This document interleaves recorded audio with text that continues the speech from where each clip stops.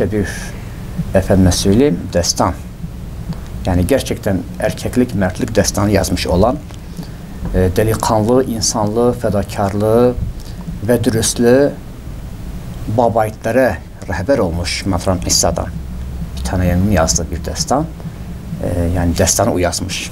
Evet. Ve ondan sonra dilden dile dolaşan Matram İsa destanını şarkılara, dengbeşle dökmüş.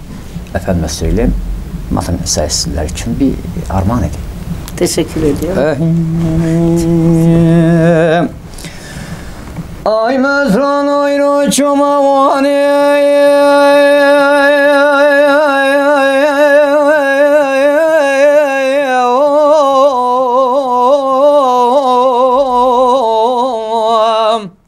Ayla matrana vane vede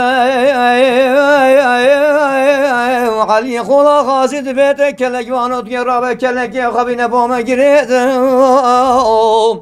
Valla mene girdi deste Meryem Hatune Ezebe mete matran İsa lo adı derede Vere delil delil delil delil delil delil delil olu elbi metraniye Vel elbi o kişil olu bu elbi beraniye Şu zamani hatta bir zamani Makran İsa nabi khval dünyayı her deraniye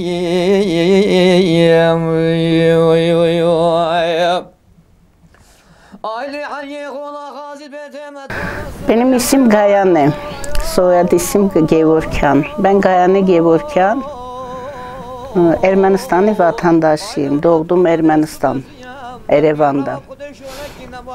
Ve 20 senedir Türkiye'deyim. 10 senedir Van'a geldim, Duyun'a. Gördüm, sevdim. Ve şimdi de Van'a yaşıyorum.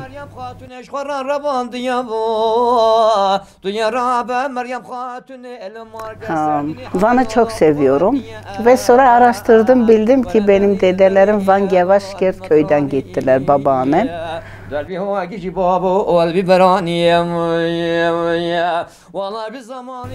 Gittim Van Gevaşkert köyde, babaannemin evini çok zor buldum ama buldum, gördüm. Ve kendi kendime düşündüm ki Van'a acaba imkanım olacak bir ev almaya, Van'da yaşamaya. Onca dedim bir Van halkıyla görüşüm, tanışım, bakın nasıl bir insanlardılar. Bizim anneler, babalar anlattılar ki Van halk bizim gibi insandılar. Çok misafirperverdiler, insanları sever, duygusaldılar. Ve ben çok kaldım, 4-5 sene ve baktım ki gerçekten Van halk çok iyi insanlardılar. Birbirine çok saygı duyuyorlar. Ermenilerin daha çok seviyorlar. Özlediler Ermenilerin.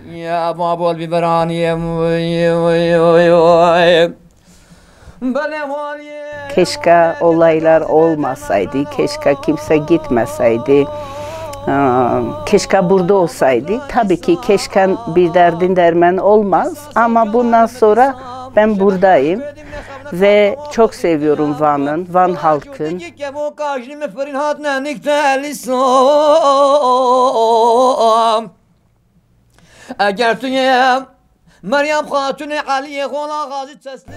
Çok güzel bir Kürtçe şarkı dinledim. Çok duygulandım.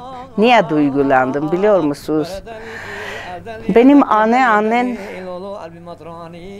12 yaşından Adıyaman'dan gittiler Ermenistan 1915'te. Annem hep o şarkılar dinlerdi. Kürt parçalar, ağlardı, sızlardı, hep duygulardı. Annem de aynı. Ben şimdi o şarkı duydum, duygulandım. Hatırladım 70 senelerde, 80 senelerde.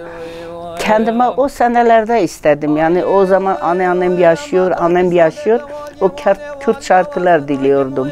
İyi ki bu Kürt güzel şarkılar, bizim eski şarkılar var.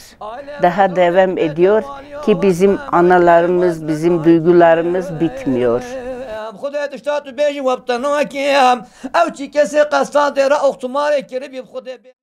Çok memnun kaldım. İlk defa buraya geldim. Hayran kaldım.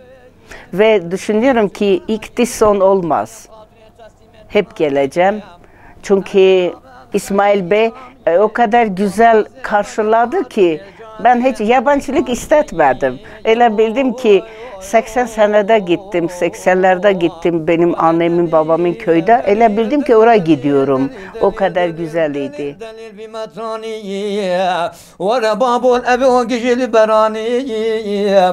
والله مطران قسم دري درخت ما قال والي والي شرك داني جو زماني حتى قبل زماني مطران عزان ابي خل دنياي هر دراني شر شر ابي مطراني